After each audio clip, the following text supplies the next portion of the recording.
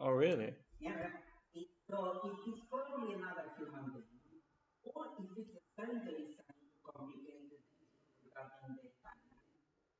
I didn't know that.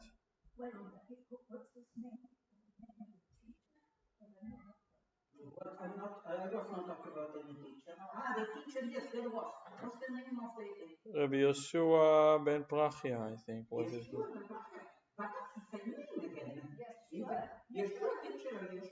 Yehoshua, that was Yehoshua. No, that was the teacher. There's Joshua, that would be the translation in English, would be Joshua. The teacher is Joshua.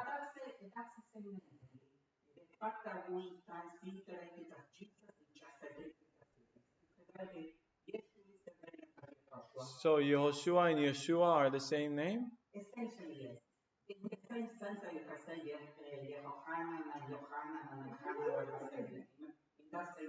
Really? I didn't know that. Ruben is telling me something I don't know. Wow.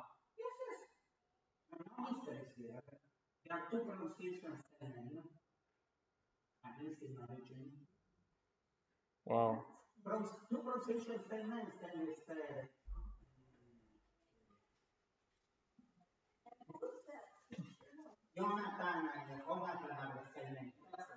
Correct. That I agree to. Who's the teacher? His name was Rabbi Yoshua, which is Joshua. Ben Yehoshua. There's a hey there. Yehoshua. Yeah, Yehoshua. Ben Prachia. Prachia would be Prachia.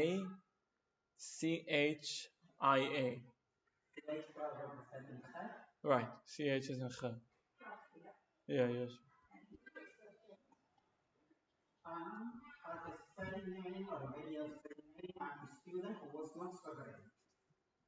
Yeah, not so great. Very, very relaxed.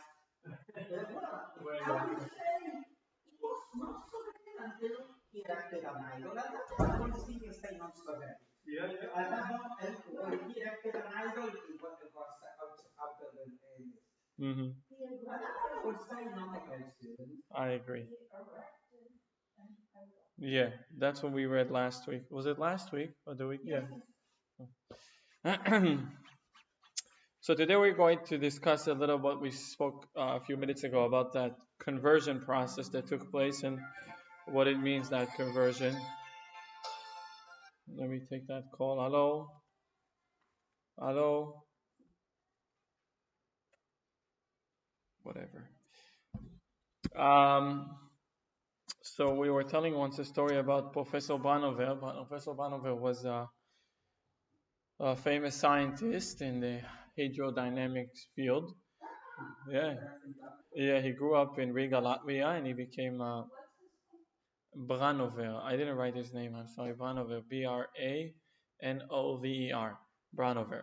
Um, and he he grew up in the Soviet Union, and when he was around 30 years of age, he became a little closer to his tradition, to Judaism, and he requested for approval to leave the Soviet Union. Um, the request was rejected, of course, so to speak. And not only was the request rejected, but whoever requested, that means that they have something outside, and the Soviets were not pleased over that. And that usually led to not only being granted permission to leave, but having more severe conditions within the Soviet Union. Um, this was, yeah, yeah. Yeah, it was the time of time. There was still.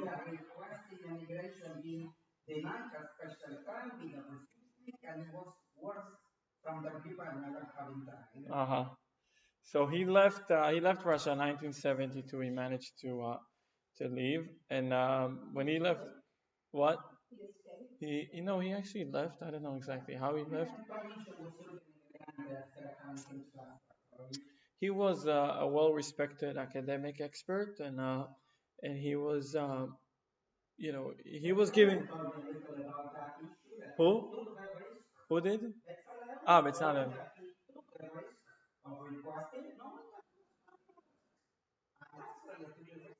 So was his request answered? He left. Oh, really? I should ask him once. Uh, the guy who comes here, he speaks many languages. You know him? Yeah, yeah. He's a real polyglot. He wasn't a refugee. He was granted permission. You'll see him on Sunday. He's gonna be here on Sunday, so I'll make sure you guys come together. So anyway, he was Russia. No, you could ask him. No, you could ask him about his past as long as you don't refer to him as a Russian. Or some people would hear the Russian accent in his voice and would want to speak to him in Russian, and that would get him off the balance. He is currently a Taiwanese citizen. He got. I told you there's several people in our community who were nationalized. Either that or just being here too long and having the right qualifications. And now they open up the quota, so it's okay. You could. Um, Anyway, what he this is a long story about Vanover. He stopped this prestigious seminary because he remembered he didn't put on tefillin, and he stopped everything. He went to put on tefillin, and he didn't realize why he did so. And this is a letter the Rebbe write to, we have this mitzvot, all these mitzvot. Somebody's like taking a nice, all these mitzvot. Somebody carrying oivei, everything, tefillin, Torah, and talis. Yeah, it's a burden. It is a burden having all these mitzvot happening.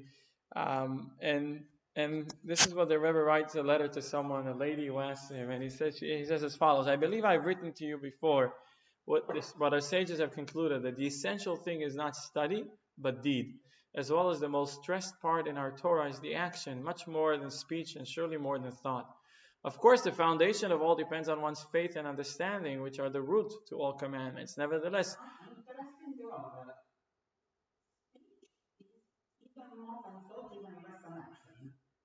correct. Action is the most important. Speech obviously has an effect. You could cause, people could cause harm speaking. You could cause a lot of benefit speaking. Speech is something that's tangible in a way whereas thoughts are just in someone's mind.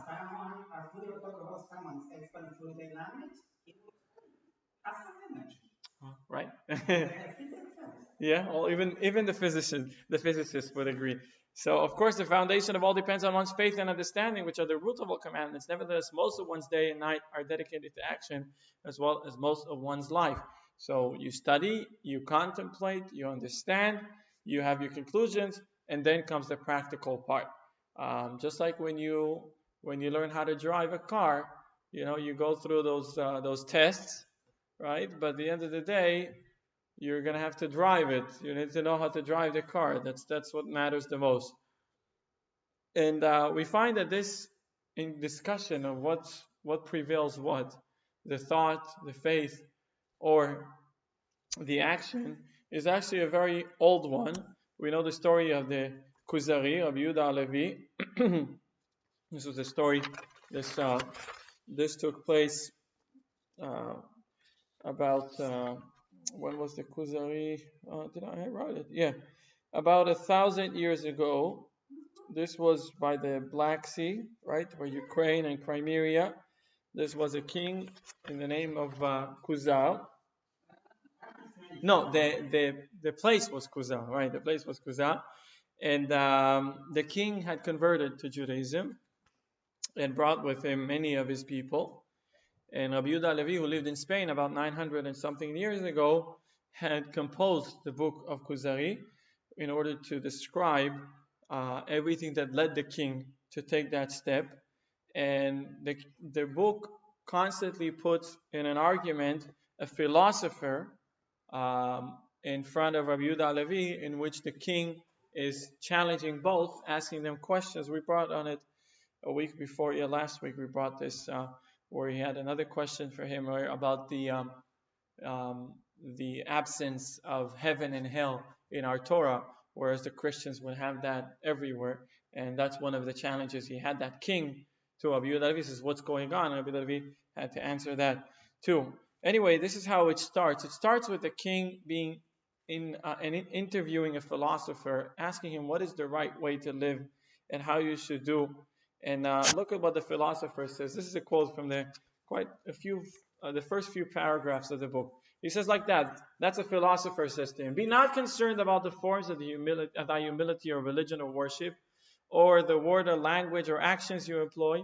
You may even choose a religion in a way of humility, worship, and benediction for the management of thy temperament, thy house, and the people of thy country, if they agree to it. Or, he says, fashion your religion, make up your own religion, according to the laws of reason set up by philosophers, and strive after purity of the soul. That's what he says to him. And find security of the heart, for in which way thou art able, provided thou hast acquired the sum total of knowledge in its real essence. Then thou wilt reach thy goal, right? The union with the spiritual, or rather active intellect.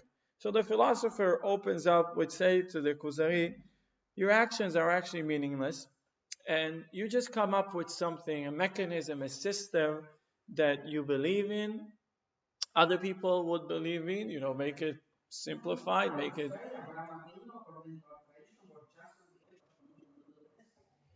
Yes, and nevertheless, when, right, correct, and when was the revelation given to him? With action.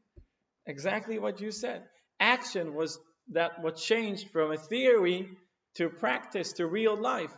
Initially, it was an idea, a conception, something Abraham thought of, conceived, and realized. He thought to himself, how could it be? The world is running around. Somebody has to be controlling it. Someone has to guide it. There's someone that created everything, created me, created the world. And in his search to find God, to find that spiritual entity, he went through all kinds of stations, right? He tried this, he tried that, he looked here, he looked there. Everyone were worshiping idols in the time of Abraham. His father was selling idols, right? He was making money off of that. That's a Jewish thing, right? Selling idols, why not? And Abraham indeed find and received the revelation from God. And once he received the revelation, it wasn't a check on your little notebook. Yes, you got it. It was instructions. You should go here, you should go there, you should do this. Yeah, that's what God told him. As soon as God spoke to him, he instructed him. He said, you should do it. It's all about the action.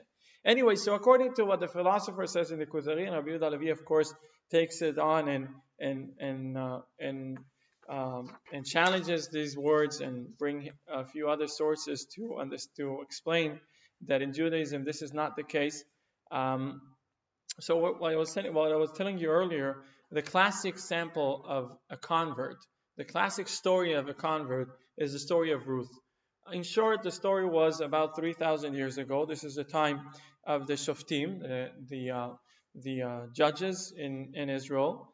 Elimelech was one of the leaders of the generation, and his wife was Naomi, and they had two children, Machlon and Kilion. These were the names of their two children.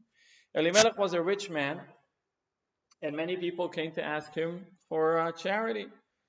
And there was a case where there was this time when there was a great famine in Israel in those days. And Elimelech thought that everyone would come to him because he was the only one with resources. So he decided he's moving out. He's moving out of Israel. He decided to go to the land of Moab. Researchers say Moab is Jordan. That's where Jordan is today. Oh yeah, that's. Oh, that wasn't something that wasn't clear. Okay. Oh, it was never forgotten. Okay. Yeah, that's where Jordan is. Jordan. Uh-huh. Southern. Okay. Ammon and Moab, they were neighbors, of course. So Bashan. Okay. So Elimelech decides to run away from Israel and he settles in Moab. And what happens to him is that his two sons with the lack of Jewish community, marry local women. And years go by, right? They had actually two daughters of Eglon, Melech Moab, the king of Moab. So they were well respected. It wasn't just marrying local women, it was marrying the daughters of the king. And one girl was named Orpah, and the other was Ruth. Years go by, and like it happens in many places and in many people, rich people don't remain rich forever, and things were starting to get difficult on them, and they lost their wealth. That was a very wealthy and respected family. They lost their wealth, and unfortunately to them, the two sons died, one after the other, following by the father, by Elimelech, also died. So we end up with three women, three girls: Naomi, which was the mother, the wife of Elimelech, and the two daughters-in-law that were married to the two boys who died. And Naomi felt like this was time to go back home, to go back to Israel. There's nothing. There's Ruth and Orpah. Orpah, that was the name. Yeah, Orpah. Orpah, probably. That would be the right spelling. We look at the translation. Depends. Sonsino has different ways of of transliteration. Yeah. Okay. Well, Sonsino is known for having a little more. Yeah, so that's what I'm saying.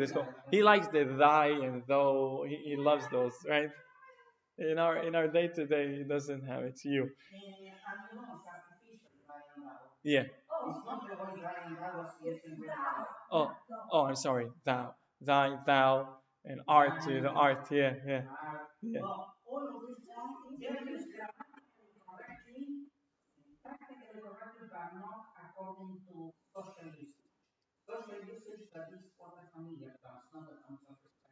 I think this is a matter of how we realize the sanctity, also respect.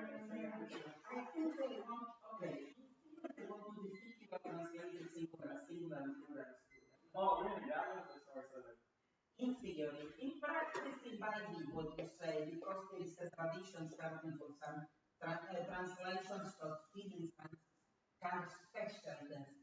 Uh-huh. Yeah, it does. It does make it feel. Anyway, it's a little bit.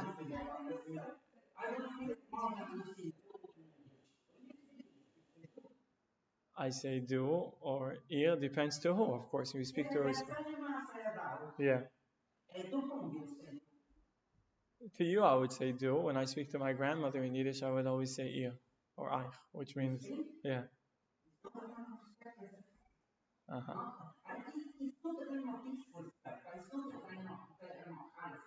I see. Yeah. Okay. Um, so anyway, story is that it's a bad ending. Naomi is left without a husband, without two sons, and she only has two daughter-in-law, and she decides she wants to go back home. The two daughter-in-law were involved with the family, and they wanted to come with her, but she refused. She said, "No, I mean, I want to go back, and you're not Jewish. There's nothing for you to do in Israel." So Opa realized that Naomi was right and said, "Okay, I'll go back to my parents' house, and you go back to Israel." But Ruth, they did not have children.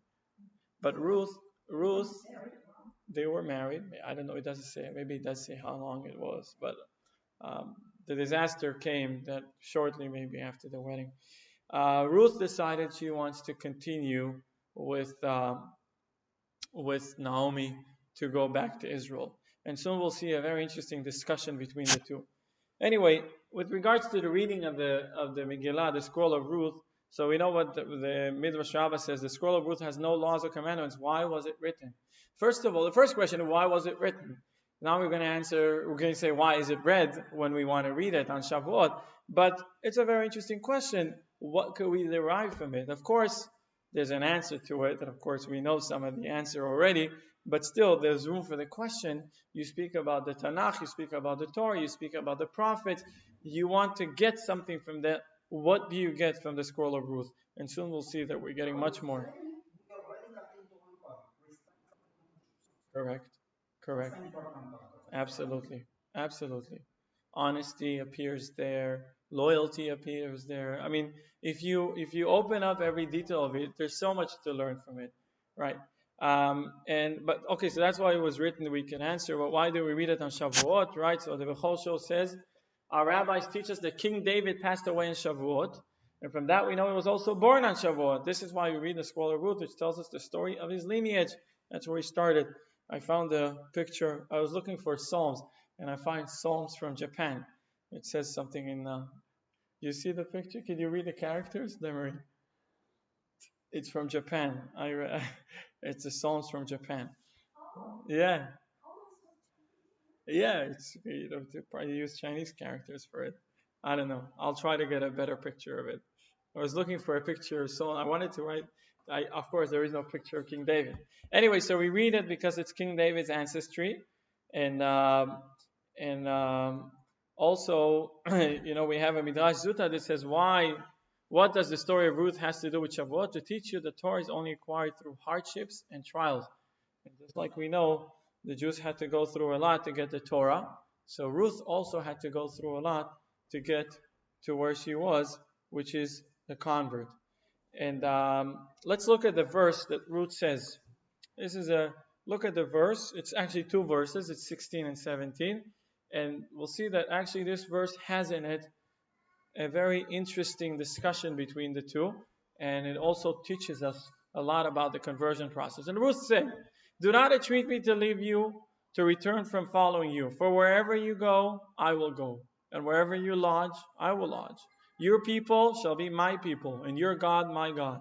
Where you die, I will die, and there I will be buried. So may the Lord do to me, and so may the Lord do to me, and so may he continue, if anything but death separates me and you." That's what she says to her. And let's look at what Rashi brings on this verse. Rashi says, "For wherever you go, I will go." From here, our sages derive that a prospective proselyte who comes to convert is told some of the punishments for violating the commandments, so that if he decides to renege, he can renege. For out of Ruth's words, you learn that when Naomi said to her, we may not go out of the boundary of 2,000 cubits on the sides on Shabbat. She replied to her, "Wherever you go, I will go." In other words, this is a discussion. This was a very poetic. I'll go back to the verse. The verse looks very poetic. Wherever you go, I will go.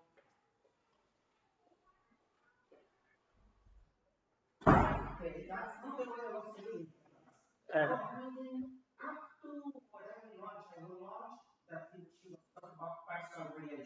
mm-hmm. Correct.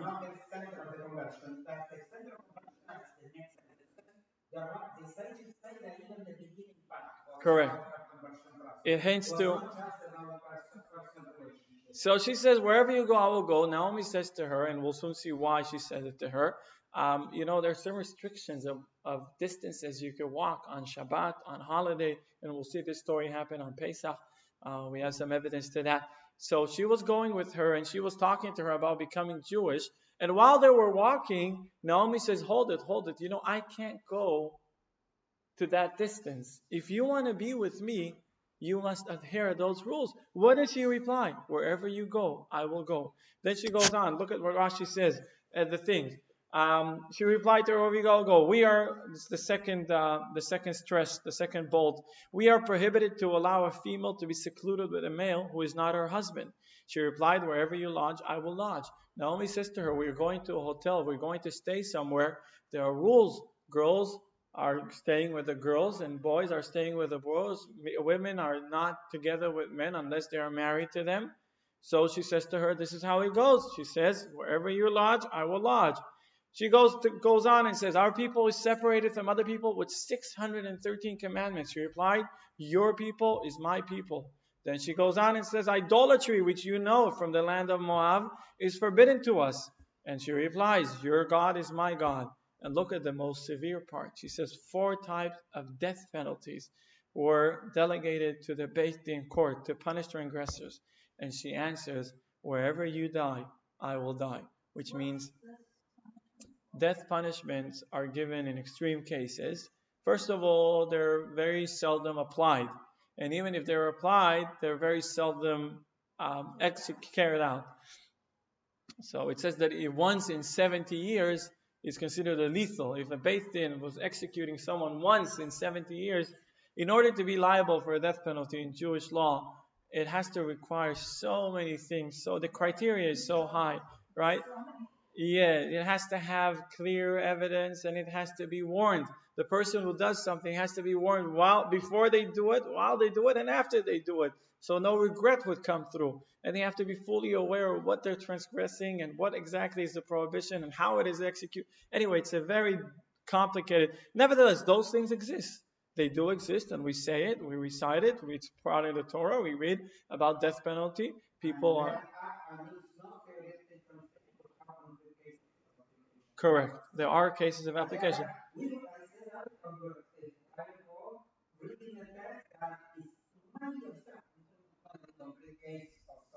Uh-huh. Right. So the Talmud says that there, one say there was and one say there was never. Yeah. And there's actually a lot. Yeah.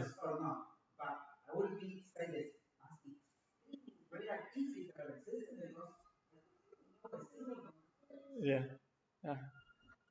Anyway, so again, a conversation, a very poetic verse turns into a very serious thing. And let's analyze it a bit. Okay, here's the question. Of all the commandments, why were these selected? She tells her about not traveling, not going, not walking. It's not about traveling. They didn't have means of transport those days. Probably they had a horse and buggy. But walking on Shabbat and Yom Tov for that much of a distance, seclusion with someone else other than your spouse. Why were these selected? The second question is first specific commandments and only then the principles. She tells her all these details and then she says we shall not worship idols. We should believe in God. That should be probably the opening part. The third thing, idol worshiping, is only in the end, which is probably the principle where non-Jews want to convert. The first thing that they're told is about monotheism and about the believing in one God, the unity of God, the oneness of God. And the fourth question is, why is there a need to speak about the death penalty? Why is this being even a topic in a conversation that leads to someone converting? Why do you have to lay it out on the table, right? The death penalty. Correct. Yes, absolutely. Correct. Uh-huh. So, correct. Here, the Rebbe explains what you said. The Rebbe explains in 1971, the Rebbe gave a talk and later had asked to be translated. It was said in Yiddish, it was asked to be translated to Hebrew and a few other languages and to be printed as well. It was printed. I wasn't around in 1971, but it was printed back then. And he says like this: when Naomi explains Ruth the details of becoming Jewish, she stresses that the action is what matters the most. The Jewish religion is not based on sincerity and willingness or even eagerness as much as on practical commitment. This is what Naomi shares with Ruth. As soon as it becomes relevant, the practical do and don't. As they were walking back to Israel, the boundary for Shabbat. So, right, as they were walking back to Israel, this was, I didn't bring it from it says where the Talmud, where it was either in the eve of Passover or in Passover itself. They were walking to Israel. So as they were walking, it actually started being practical. She says to her, you want to believe, you want to understand, you want to acknowledge, you want to perceive. All these are beautiful things. But listen to me, we're walking now. If you want to be like me, we have to stop. And so as they were walking, she was talking to her about the boundary for Shabbat. As they were searching for a place to stay, she told her the prohibition of seclusion. Once Ruth gives her consent, she says, okay, right? She said, wherever you go, I will go. Wherever you lodge, I will lodge. These are the rules. I'm willing to follow the rules. What is the next step? After she gets her consent, Naomi continues and says, all the above is just a fraction of the 613th mitzvot. Besides, she says, there are also prohibitions concerning one's faith. And above all, in extreme cases, there could even be a death penalty when failing to comply. All that is answered by Ruth with the following quote: your God is my God. Where you die, I will die, which means where you are liable a death penalty, I'm willing to be liable a death penalty too, and there I will be buried. It's also has to do with the four things. And this brings us back to where we started about Judaism being so practical. Why is it so? Why are lives so difficult? Why Judaism does not satisfy with just forming this beautiful theological concept of divinity, of, uh, of grasping and perceiving godliness. Why is there such a stress about the practical thing? From here, by the way, if somebody ever quotes you Ruth as a convert, you could tell her or tell them Ruth did not become a convert just by wanting to be one. It was by following the rules.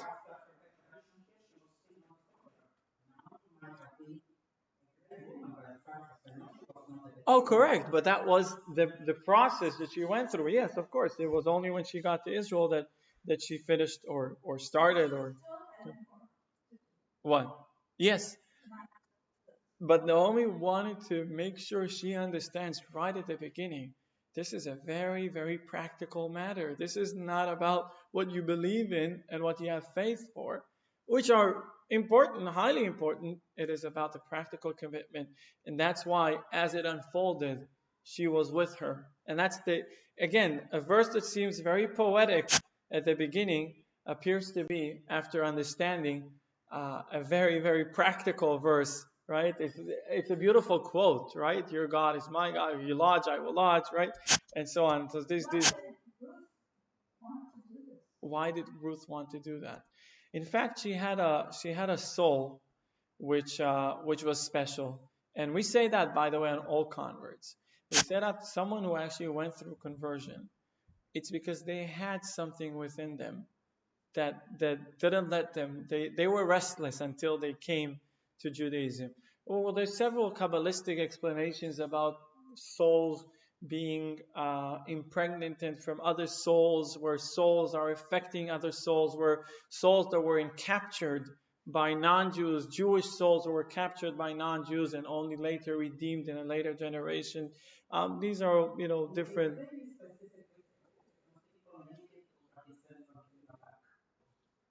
Okay, yeah, that's right. That is correct. Yes, that's correct. Correct. Yes, that would apply in certain cases where you have evidence to where we have it's based. But we can't tell why. But a person who goes through that process and someone who does that with seriousness, this alone is an evidence that they actually belonged. They belonged to begin with. This was just something to show or to bring to revelation what was already done in under the surface. Um, so we were talking, we brought once the story about 1978, while in the midst of dancing on Simchat Torah, the Lubavitcher Rebbe went through a very serious heart failure, heart attack, and there was a special cardiologist from Chicago that was brought to take care of the Rebbe, and he spent with him 40 days, a substantial amount of time, and he did not leave the Rebbe's office until the Rebbe came back to be fully functional and everything is working in his heart.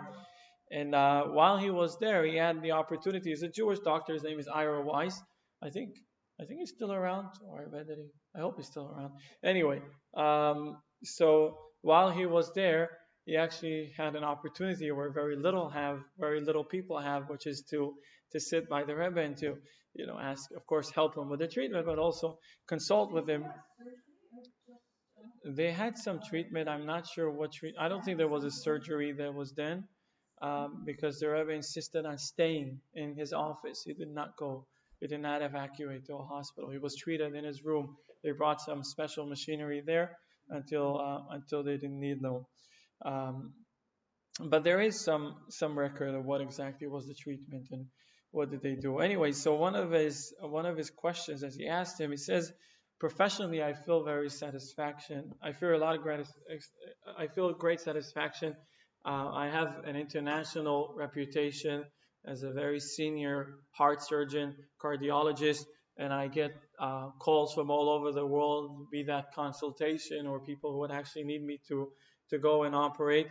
But family-wise, I feel frustrated because I have to spend so much outside my home. I have to be outside my house, my wife, my kids, my base. Sometimes I have to go through saving lives, which is a very special thing, of course, but my family is deprived of me because I have to be there for the patients. How could I balance between that? So the Rebbe told him, I'm also in a similar situation where I'm needed by many people. So I found a way, the Rebbe says to him, that every day I'd have 20 minutes where I sit with my wife and we have tea together. And those 20 minutes are engraved in stone. If it has to be changed, I would have the secretary call my wife and schedule, but there was never a time that I missed those 20 minutes. In other words, make an anchor, make something to make sure that you have.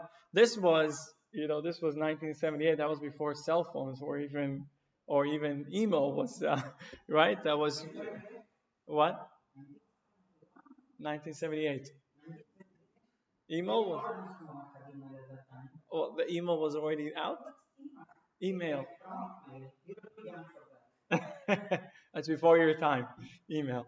Uh, when was email introduced?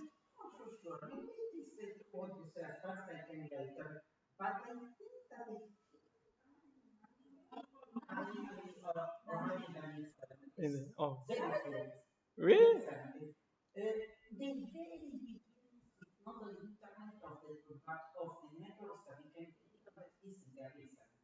Wow. The World Wide Web? Not yet. 90s. That's 90s.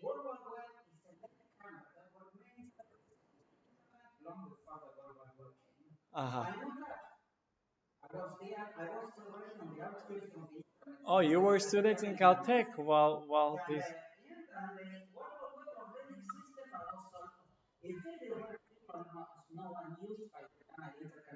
Hmm. Oh,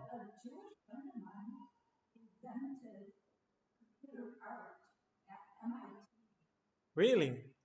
Wow. When was that? In the 80s. Wow. Late 70s, early 80s.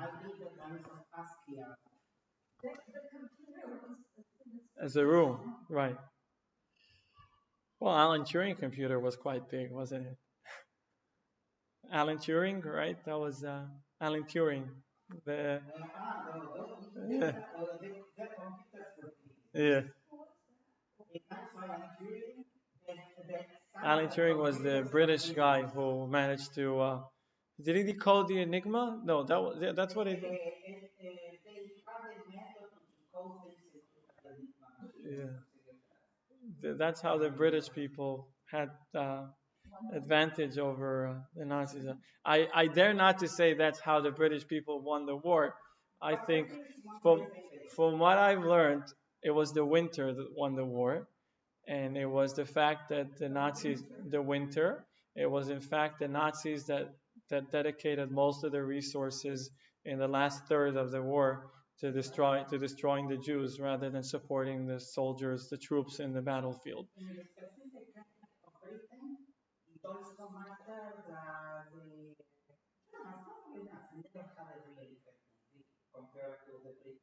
Hmm. Hmm. Okay. I know the winter basically is what the winter was. Yeah, in Russia, they lost the war in Russia, basically, right? That's why they lost in many fields, but in Russia was one. Yeah.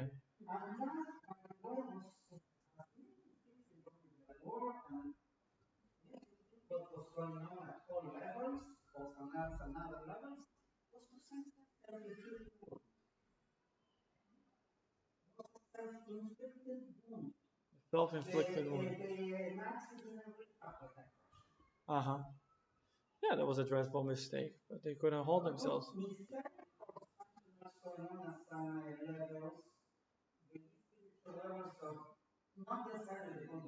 Mhm. Okay, I'll talk to you about that in private. I think you have more to say about it. Anyway, so the Rebbe trying to tell Dr. Ira Weiss is that As much as you feel about your wife and about your kids, it's not about feeling, it's about the action. You have to be there for them. So make sure you have a time slot that's dedicated for them, and be sure to have and to follow that. Um, Everybody speaks about love and about emotion. Emotions are abstract, and love is something that fades away. Initially, it's very strong, and then it starts to fade away. And the same applies to our relationship with God. We have love for God. We wake up in the morning, we say Modeh, we give thanks to God, we wash our hands, we pray, and then what else? What goes on? So it's not about what we feel; it's about what we do, right? A person is not what he or she feels, but what he or she does. Jewish law is the way to turn values into a tangible reality. When we have Jewish law, people often complain about it. They say, "Oh, so many rules, so many laws," but it's all about the action, because the laws are what helps us take the values that we already have and turn them into a reality, turn into a daily life. And the action not only is the result of everything, it is also the catalyst for your life. Look at what the Sefer HaChinuch says. Sefer HaChinuch was a book that we still don't know who composed it. It's a book that elaborates most mitzvot. Yeah, I think I have. Do I have it in English? Yeah. It gives explanation to most mitzvot, all of them. Anyway, it speaks about the memory of Egypt, why we have to remember Egypt every day, and he says something phenomenal, which is a famous quote in Hebrew and English. So it says, "Why would God, maybe blessed, command us to do all these commandments to commemorate the miracle? Would we not remember it with one commemoration, such that it not be forgotten from the mouth of our offspring? You must know," he says, "that a man is acted upon according to his actions, and his heart and all his thoughts always follow after the action that he does, whether good or bad. And even he who is who in his heart is a complete sinner, and all the desires of his heart are only for evil, if his spirit shall be enlightened, and he will put his effort and actions to persist in Torah and commandments, even if not for the sake of heaven, he shall immediately incline towards the good, for the hearts are drawn after the actions." He brings a very phenomenal and interesting idea, and many philosophers don't agree with that idea. The common sense doesn't necessarily agree. Somebody says first you think about something and then you act upon it. The Sefer HaChinuch introduces, and that's, by the way,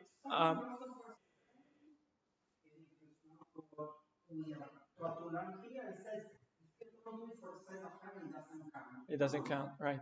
Yeah. So Sefer says you just have to train yourself. Train yourself to work towards something, and you see how you become something. By the way, many people say about the bad influence, even people who, if this is applicable in the negative side, how much more so in the positive side? Someone who has bad company, right? And maybe their mind and their heart are in the right place, but their actions, that they feel like it's not so bad. They do sometimes steal a little bit, do some tricks, just it would affect them. It would make them into someone they don't want to be. And how much more so is it in the positive side? Someone would say, how can I relate to all these ideas that God wants for me? Sefer HaChinuch says, just practice, practice, practice, practice, and you'll see how your heart is drawn after the actions. And we'll have another thing, we brought that too, an introduction to En Yaakov. He says, what is the most important verse in the Torah? We brought that. I remember we had a long class about the prayer. Ben Zoma says, what's the most important? Shema Yisrael, Hashem Elokeinu, Hashem Echad. Listen, O Israel, the Lord is our God, and the Lord is one. Ben Anas quotes, love your neighbor as yourself, quoted above in the name of Rabbi Akiva. And Shimon ben Pazi quotes, what is the verse that's the most important in the Torah? You shall offer one lamb in the morning as a sacrifice, and one lamb in the afternoon. Ploni stood up and said, the halacha is in accordance with Ben Pazi. The most important verse in the Torah is that you do the same thing over and over. Today we don't have any offerings, any sacrifice in the Holy Temple. What do? We pray. So our prayers, once done in a routine, in a way that's that's repeating itself. We do something in the morning, we do something in the afternoon, we do something in the evening. That is the most important verse in the Torah, because this tells us that we are on the right path. If we continue with the actions are actually prevailing the thoughts and prevailing our faith, because the actions is what lead us, and that's what matters in this world. Absolutely. Oh yeah. Oh yeah. Yes.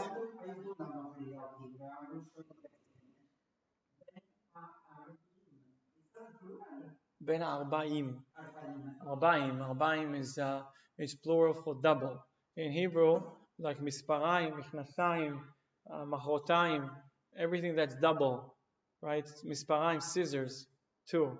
Michnasayim, two pants. Everything that's double gets a yud. That's a prefix, not prefix, suffix for plural double. This is a double. Arbaim, yeah. Why is it double? I don't know. Ben Arbaim. It's between sunset and nightfall. So it's like, that's called Ben Arbaim. That's right? Yeah, sunset and nightfall is Ben Arbaim. Why is it two? I don't remember. I'll look it up for you. Why is it double? Anyway, so remember the story with Professor Velvet Green, right? This was when he started becoming religious. You remember with the hot dog, he started becoming religious, and the Rabbi Feller asked him to keep kosher, and he says, I don't keep kosher at home. He says, never mind. When you travel, order a kosher meal, because everybody knows who you are. He was a famous professor for what was he a professor for? Epidemiology. What is it called when the research of diseases? What is it called? Epidemics. Yeah, epidemiology. Something I don't know. Epidemiology. He was. Th- no, that's a different one. That's an American professor, Velvet Green. Oh, became religious, yeah. But firstly, when he started having a relationship with a Chabad rabbi, so anyway, they got closer, and Velvet Green was not keeping kosher at home, but the rabbi said, when you travel outside, so make sure to order a kosher meal. Why would I order kosher? He said, everybody's looking at you. If people will see that you order kosher, they'll order kosher too. He says, okay, what could be wrong? It's just a meal. It's a short flight. He took a flight from his on the plane. Yeah, when he took a flight from he's from Minnesota, and he took a flight to Chicago, and he was traveling, of course, first class, and yeah, even in the short flights, first class. And the flight attendants were giving out the food, and he saw that he was skipped. So he thought maybe they're keeping my food for the end. And he called the flight attendant. He says, "Where's my food?" And they said, "Well, we're sorry, your food never made it. The kosher food never made it." And now he was hungry, and he was upset, and he didn't have what to eat. So he decided that as soon as he had a stopover in O'Hare Airport in Chicago, he's going to get himself something good to eat. And he went and he stood by the hot dog stand, and then he called Rabbi Feller and he said, "I'm going to eat a hot dog because of you. I didn't get to eat. I didn't eat lunch, not dinner, and not food on the plate." And Rabbi Feller told him that this is your Jewishness. This hot dog in a bun that's not kosher. This is your Jewishness. And he said, "Feller, you're crazy." That's what he told the rabbi. "You're crazy. What does this have to do with Judaism?" He says, "Judaism is the hot dog when you're not going to eat it." And he stood that's how he told the story. He related the story, how he stood waiting in line he thought, "I'm going to put on the hot dog mustard and ketchup." And when he got there, he couldn't eat it. He couldn't eat the hot dog. He left it, and he went to, and he said, Judaism, he says, "This is Judaism, for you not to eat the hot dog even though you're very hungry." And he thought, "You're crazy." But then he related that, in fact, the rabbi was right. That was Judaism for him. Not to refrain from eating the hot dog was Judaism. It's not what you think, it's what you do. And something refraining from action is also action as well. And he felt like God wants him not to eat the hot dog. And he felt like this is the will of God. And this brings us to where we started about the scroll of Ruth. And in the holiday of Shavuot, we're about to have, this is when God connected heaven and earth. The first and the only time that God descended to this world was in the giving of the Torah. The giving of the Torah was a phenomenal occasion when God came down to this world to introduce us the Torah, to introduce us himself, of course, and he had reached out to us. As if we'll put it in a parable, he had reached out his hand and let us hold him somehow. The world was silent for the first 2 commandments. We know we heard it from God. The other 8 were given later through Moses. But what did God give us? What did we come out with after the 10 commandments? It was the ability to connect to God through actions. When a person fulfills a mitzvah, when we do something, it's not what I think, it's what I do, it's who I am. It's who I am. My actions is who I am. And when I'm given an opportunity to connect to God, why wouldn't I take it, right? The French philosopher said, I think, which means I exist, right? What is it, what is the quote, right? Right. I think, therefore I am. So you'd say, I think, therefore I am. I do, therefore God is, if you'd like, on the same paraphrase. Right? I think, therefore I am. I do, therefore God is. Which means now we could understand what exactly is required from us. This whole religion that we introduce, again, mainly to converts who come to convert, but also to ourselves. A lot of people who are Jewish, born Jewish, grew up Jewish, are not necessarily aware of all the rules and all the different commandments, the do's and the don'ts. And when we introduce ourselves, apparently it seems redundant. Who needs all that? As long as you're a believer, you eat matzah, right? What Richard says, right? You eat matzah on Passover, you come in the high holidays to say hi, and that's it, and you're in, checked in, right? But that's not what God introduced us. That's not what God wants from us. It's not a check-in process where it's about who we are and how do we attain that through action. In this world, if somebody is full of good intentions, but if they don't act upon them, it's worthless, right?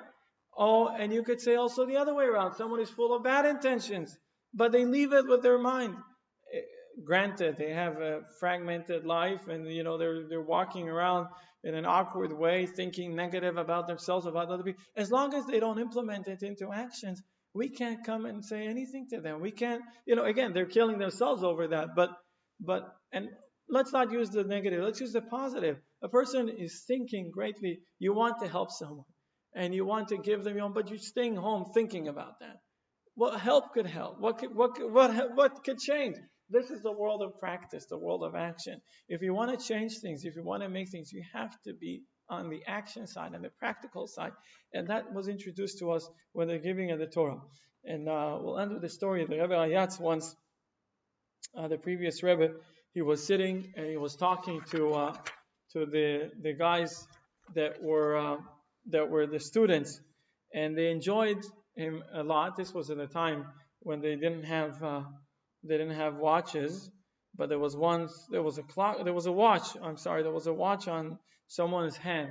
The room had no clock, and there was a watch on someone's hand, but this was a very old watch. This is a story that took place in the late 1800s. And the people who were sitting there wanted the Rebbe to stay with them as long as possible. So they played with the watch every time that you moved it half hour backwards. Because he said, I need to leave at this time.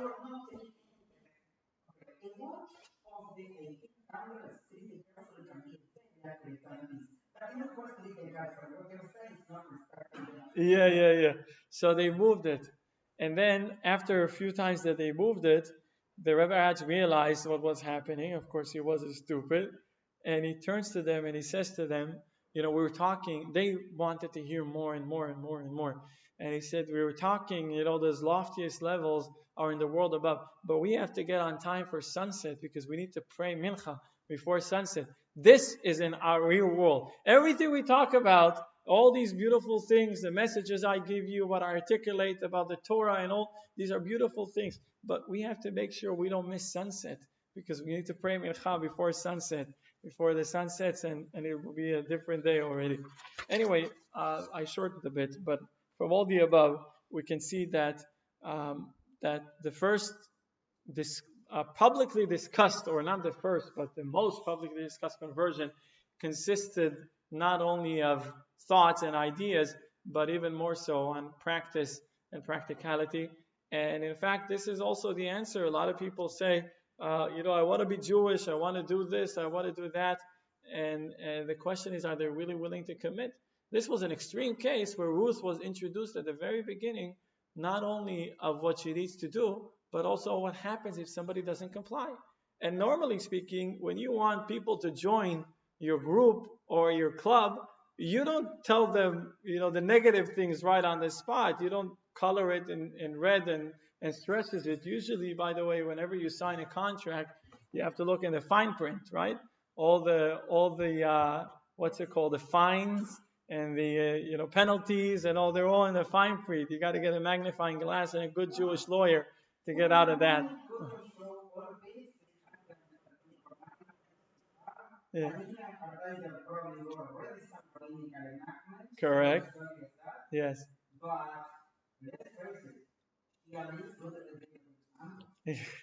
Yeah.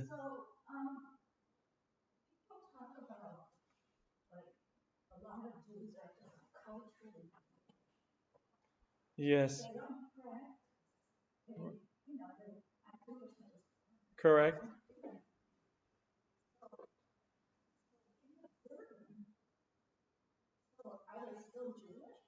Well, for being Jewish, yeah, it doesn't. The actions are, of course, important, but Judaism is not determined only by. Judaism is determined in a very, very, very easy way. Someone was born to a Jewish mother or converted according to Jewish law. So if those conditions are met, yeah, they're Jewish. The question is, will their children be? I mean, maybe if they marry Jewish, their children, their grandchildren. The question is their continuity. And the answer is, unfortunately, there isn't. Once practice is taken away, a cultural Jewish or whatever the definition is, there's no continuity to it. There's no knowledge. There's no willingness. Yeah, like this is done. Like we said, come here, you do that, and then what else? Judaism is it's alive, it's thriving, it's based on our actions, on our day-to-day behaviors.